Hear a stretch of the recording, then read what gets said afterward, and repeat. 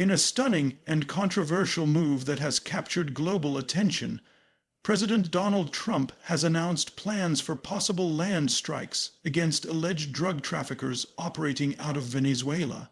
This declaration marks one of the boldest foreign policy maneuvers of his renewed administration, and it carries deep implications for international law, regional stability, and U.S.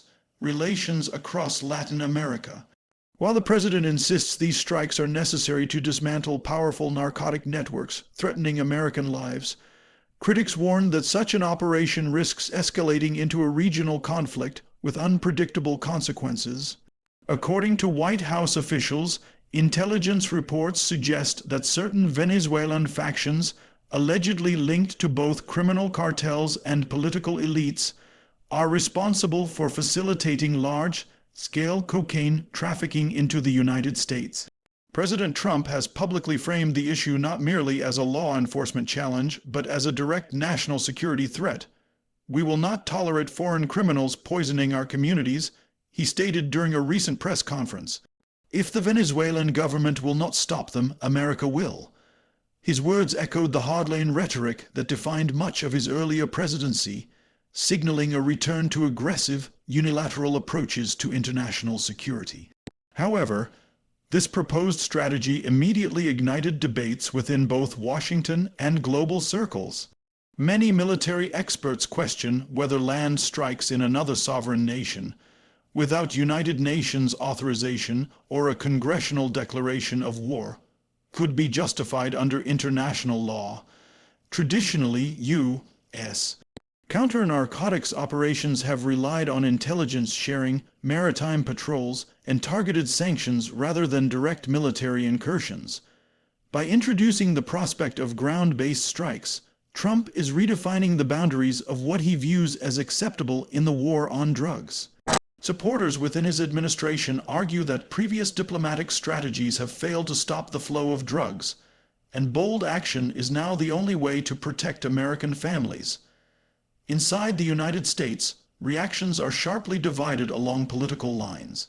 Republican allies have largely applauded Trump's tough stance, portraying it as a decisive step against what they describe as narco-terrorism.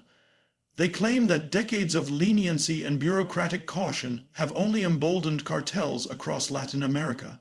Senator Lindsey Graham, a longtime supporter of Trump's foreign policy, described the proposal as a clear message that America is back in control of its borders, its security, and its destiny. Meanwhile, Democrats, civil rights groups, and foreign policy analysts have condemned the move as reckless and unconstitutional. They warn that bypassing Congress and engaging in potential combat operations in South America could entangle the U.S. in a new, costly conflict. Venezuelan officials have responded with outrage, accusing the Trump administration of violating their sovereignty and manufacturing a crisis to distract from domestic issues in the United States. Venezuela's government issued a formal statement through its Ministry of Foreign Affairs, calling the proposed strikes an act of imperial aggression, and warning that any attack on Venezuelan soil would be met with firm national resistance. This response highlights the fragility of U.S. Venezuelan relations, which have been strained for over a decade due to economic sanctions, political tensions, and competing ideological visions. President Nicolas Maduro has used the announcement to rally nationalist support, casting Trump's plan as proof that Washington seeks to control Venezuela's oil resources and destabilize its government. Beyond Venezuela, neighboring countries such as Colombia and Brazil are watching closely, torn between supporting Washington's anti-drug objectives and avoiding escalation that could spill across their borders. Latin American leaders have called for restraint and renewed diplomacy, warning that unilateral U.S. military action could destabilize the entire region. Many remember the legacy of past American interventions in Latin America, from Panama to Nicaragua, that often left behind political chaos and anti-U.S. sentiment. The Organization of American States (OAS) has requested an emergency session to discuss the matter, emphasizing the need for collective regional solutions rather than isolated military campaigns. Internationally, the potential strikes have also raised concerns within global institutions. The United Nations has urged the United States to seek multilateral consensus and adhere to international legal frameworks before initiating any form of military operation. European allies, while supportive of combating global narcotics networks, are cautious about the precedent such actions might set. Russia and China, both of which have strong economic ties to Venezuela, have strongly opposed the plan. Russian officials have warned that any attack on Venezuelan territory could be interpreted as an act of aggression against one of its strategic partners, further heightening geopolitical tensions. At the heart of this complex issue lies a fundamental question: can the war on drugs be won through military force?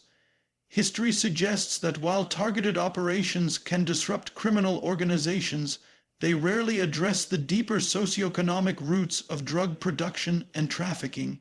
Poverty, corruption, weak governance, and global demand continue to fuel the narcotics trade. By choosing military strikes over diplomatic engagement or regional cooperation, the United States risks repeating the same cycles of violence that have characterized decades of drug policy in Latin America.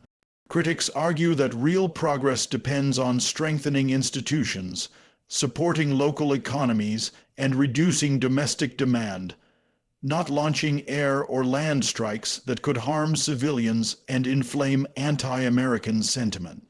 Still, for Trump's supporters, the move represents exactly what they voted for: strength, action, and an uncompromising defense of American interests.